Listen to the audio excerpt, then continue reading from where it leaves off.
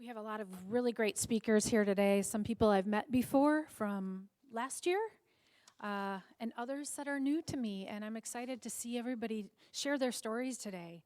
Let's start with Carin Andersen. Carin is a survivor.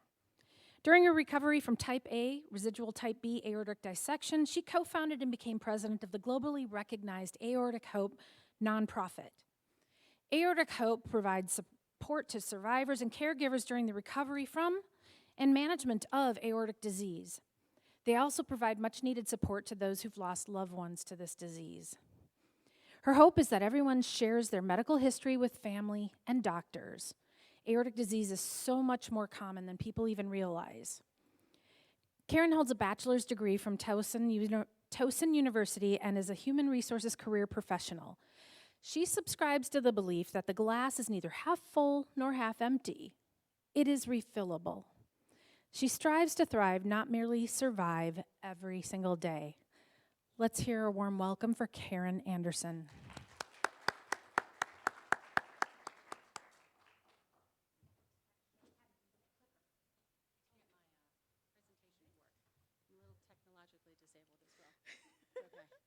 I'm assuming it's this. Okay, that's good. We can just do right there. That's perfect. Thank you. Hi, everybody. I'm so happy to be here. This is my second time having an opportunity to speak at Rock from the Heart. So to everybody that's watching in virtual land and all of you here, thank you so much again for having me. So before I talk about Aortic Hope, I just want to take a second to give you some background information about myself and my story. So as it was mentioned, I was an HR professional. I did have a huge career. I started working, like many people probably in this room, when I was about 14 years old, whether it was babysitting or at the mall, back when we had malls, back in that day. And I also had Crohn's disease, and that's important to mention. I had Crohn's disease for the majority of my life. It also was in my mother's side of the family. And in 2012, I attended my very first support group meeting.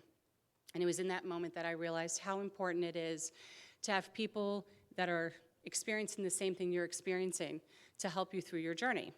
Now, fast forward to 2015, and I was watching the Ellen DeGeneres show, just having a normal day, and I felt a pop in my neck. So I didn't feel this tearing, ripping sensation that's often described with an aortic dissection. I felt what I thought was gas. And we all have had gas that can be really painful, so you can not raise your hands, that's fine, but I know everybody has had it. And when you have Crohn's disease, you have it often. So I felt this sensation, I felt a little reflux, and then I couldn't feel my arms and my legs. And I said, well, this is definitely a problem. This gas has escaped my intestines and is on my spine, so I need to go call 911 and tell them exactly that. All right, needless to say, I was taken over to a very local hospital and I was given the golden standard treatment. And the reason I was taken back so quickly and given a CT scan is because they knew my medical history. They knew my father had an abdominal aneurysm. They knew that Crohn's ran in the family. They knew I had detached my retinas, and that ran in the family. So they checked the blood pressure on both of my arms and realized there was a significant difference. And they heard a murmur that never was present before for me. And they ordered a CT scan. It was in that moment that I realized I was told I was having a dissection, and my first thought was, I know people before me who have had dissections and didn't survive. So I'm not calling my mother to tell her I'm about to die because I'm going to get punished, so I'm not having that conversation with anybody. I ended up at the larger hospital, had my surgery. 5.5 hours later, I was out of surgery, uneventful. And I say uneventful because there's many people in this community that ended up having 98-day stays in the hospital, loss of limbs, stroke, a variety of other issues, and mine was relatively uneventful at that point in my life. What became very eventful is what I experienced when I got home. So my very first clinic visit, I would not get out of a transport chair because I thought if I walked, I was going to implode. Everything would just, I would just fall down. I didn't understand what had just happened to me. I barely knew what an aorta was, let alone what a dissection was. I just knew that it equaled death. I didn't know how I was still functioning. So I quickly realized that I needed some help. So where did I go? Where does everybody go? Now they go to Facebook. Back in the day, everybody was on MySpace. But now they go to Facebook And it's scary. It's a scary place to be. I was reading that I would probably die in 5 years. That's what I think we all read. The mortality rate was very high. Outlook was not very promising. I was just full of fear. And it was in that moment that I realized we needed some more inspiration on Facebook. So myself and 2 other women came together and we formed the organization. It started off as a Facebook page full of inspirational quotes. And it dawned on me, if I had an opportunity to meet with or speak with anybody else who had been through what I've been through, my recovery would have been so much easier, because I'm now at this point in recovery having nightmares. I'm dreaming that I'm drowning in tsunamis, and it sounds funny, but it's pretty terrifying. And I was hearing the sound of cardiac machines in places there were no machines. I was smelling rubbing alcohol often in a variety of places, and I was suffering immensely. I didn't know I was suffering from PTSD and medical trauma. That came about a year or so after the dissection, so it was a very long first year for me. But enough of that. Let's talk about what happened afterwards. I couldn't go back to work. Where was my identity? I'd been working since I was 14. So now this Facebook page starts growing. It starts taking on a little bit of life of its own. And I realized this is where my future lied. And I'm going to tell you a little bit about what that future has become and what it looks like on the horizon. So who is Aortic Hope? That's our present board, and every single one of those individuals have been touched by aortic disease. So all of those individuals know how to talk the talk and walk the walk. I would say all of them but one have had aortic dissections. We're all probably sitting with aneurysms right now. We're in that watch and wait state, so we get it. What's Aortic Hope? So we're a 501c3 public charity that was founded by a community of aortic disease patients, survivors, and caregivers, and our focus is to provide support to the community through their recovery and management of aortic disease. Our goals are pretty simple. We're looking to just spread hope, create awareness, and provide support. We simplify things because there's so many different ways you can be helpful in a community, and it became overwhelming. We started back in 2016 and became our nonprofit in 2018. How do you spread hope? It's really the cornerstone of what we're about, and one of the ways that we do that is through inspirational stories on our YouTube channel, AHTV, on our Facebook page, and on the website. Stories of survival by patients and by caregivers in our Survivor series, and we're going to talk about that a little bit more. We also send out Hope Mail care packages, and I see Mike is sitting over there. He's one of the very first recipients of these packages. We send them out once a year to people on the month of their aortiversary, as we call it. This started off with me knitting. I was loom knitting, and I think I talked with Amy about this because I had a lot of time on my hands. So I figured out how to loom knit, and I made a heart pillow, and I sent it to someone. And then someone else heard about it, and someone else, and I thought, I am not resigning myself to just sitting around and loom knitting. My hands hurt. But it turned into a massive program, huge. We had 32 people within the first year. We've grown that over 500% since. And we also have our very popular support group meetings, which we're going to talk about as well. As I mentioned, our Hope Mail care packages, there's a couple examples of what we send out. We deliberate on this for about 3-4 months on what can we send the community that might be helpful. So it might be a jar opener. Could be a stress ball, which I know Mike got. That was one of the first ones. So there are a lot of cute little items that just let people know we're your champions, we're back here, and we're cheering for you. We acknowledge you, we see you, and we're happy for you. Survivor series. This is amazing. You will not believe how impactful it is to tell your story to other people. And I knew this from going to my support group meetings. I would go in the first couple times and I was silent or crying. It was pick the day. But I would listen to other people's meetings, and my first reaction was, I can't believe I'm actually sitting here. Wow, these people are in really bad shape. And then I shared mine, and they thought, wow, you're in really bad shape. And I thought, this isn't a competition.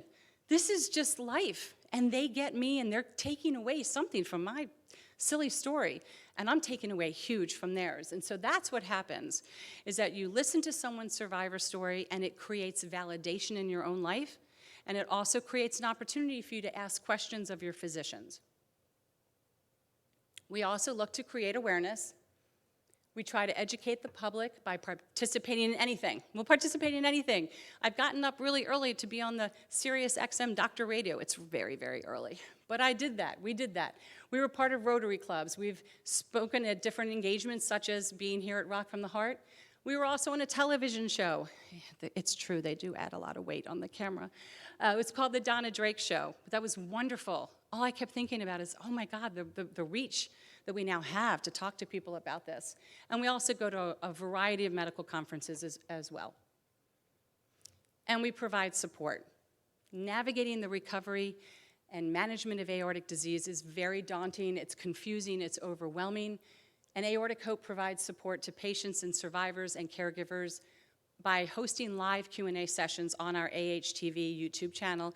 We do this by interviewing, it could be cardiothoracic surgeons, cardiologists, even disability attorneys, therapists.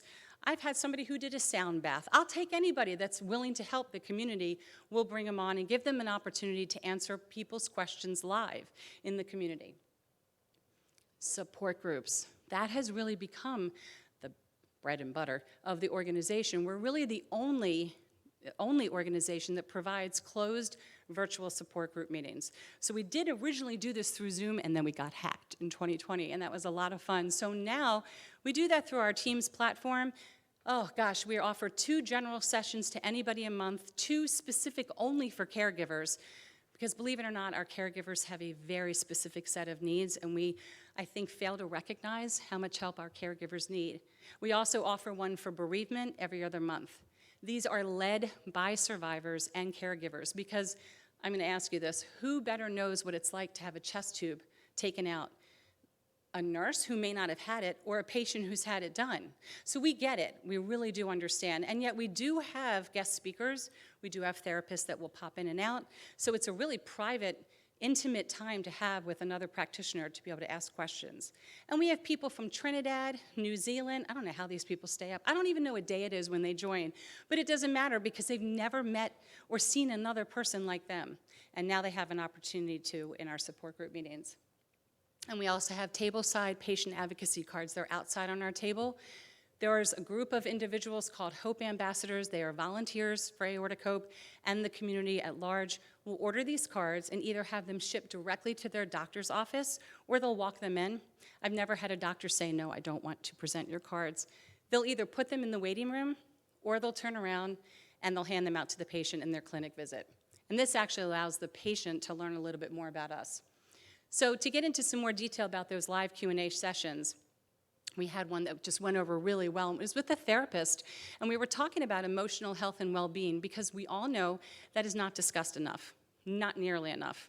And what she went into is how can you identify when you are having emotional and mental health issues, when you are in medical trauma or you're experiencing PTS. And now that you've had it diagnosed, what are the various treatment plans? And one of the most successful that we have found in the community is through EMDR. Eye movement desensitization and reprocessing. I can explain that afterwards, but it's really cool. We also have our Ask a Doctor event. We do have a doctor, a cardiologist, that dedicates about 2 to 3 hours every other month and answers questions live on our Facebook page. The support groups, again, see, I can't say enough about them. We are the trusted post-operative organization where you can come and feel supported. It really allows people, again, to have that one-on-one connection face-to-face from around the globe. They have an opportunity to ask questions, to feel validated, to share experiences, and to make friends. And people are meeting sidebar conversations, meeting one-on-one, and that's what this offers people, a chance to really feel supported. And there's an example of, I walked into a doctor's office and I saw the rack cards. I was so excited. I don't even know how they got there, and I don't really care because they were there, which means a person saw that and said, oh, look at those pretty hearts. What does that mean? And they picked it up and they learned about Aortic Hope, and on the back there's that QR code that directly puts them right into the form to register for the support group meeting. So our impact, it is mighty, because I say it's mighty. But way over 4,000 people on Facebook. There's probably who knows how many more between that and YouTube, which is still fairly new for us, but we're killing it. And as I told you, the Hope mail package is over 500% growth. It's a lot of handwritten cards. Okay, Community collaboration. This is one of the most exciting initiatives we've taken on to date. Every year we try to have a new initiative. This started back in 2020 when we were all home. We had nothing to do because there was this little thing called COVID. We started a movement for movement, and we really wanted to empower the community based upon doctors' recommendations, how they could get up and move and not feel intimidated and feel empowered to do so. 2021 became the year about emotional and mental health awareness, and then starting in 22, Amy and I had a long talk, and we knew that community collaboration is where we were headed next. And so we decided we were going to share with everyone the listen, learn, lean, and love concept, and that encompasses Rock from the Heart, Aortic Hope, and Think Aorta. There's also a small little organization based out of Brooklyn called Aortic Bridge. They put on a couple events. Every year they'll do a walk across the Brooklyn Bridge, but their founder is now part of all of these organizations, Dr. Ben Udelman. And what's wonderful is we all know that we're all thinking aorta. And to tell you a little bit about Think Aorta, just so that you know, because you will be hearing this name a lot more, Think Aorta was started in the UK and Ireland. It was an initiative off of their support group organization, their patient advocacy organization. And it was a concept to try to educate first responders and ED professionals on the importance of thinking outside the box and thinking about the aorta, and hopefully stop sending people home early with a dissection thinking it's gas or thinking it's reflux. And the other part of that is to empower the community to start talking about their medical history. As Amy mentioned, we all know about high blood pressure, stroke, diabetes, aneurysms, cancer. Having any of these things could put you potentially at risk to develop an aneurysm or have issues with your aorta. So what we're trying to do is empower the community to share their medical history, talk to their physicians, and determine if you're in risk now. Because then we can screen you, and then if we find something, we can start providing some treatment before you end up with that all-elusive dissection, which is very rare. Aortic disease, much more common than you think. Connect with Aortic Hope. Variety of ways to do that. We'd love to hear from you. It's pretty much at Aortic Hope everything. It's at everything. So if you have any questions or you want to chat about anything, we are here for the rest of the, we're here for the whole weekend. We got here, we're staying here for a while. You can also see us outside. Again, thank you so much, Amy and Pete, for letting us come and have this opportunity to share with everybody out there, in here, about Aortic Hope, and thank you for letting me tell my story. Have a great afternoon.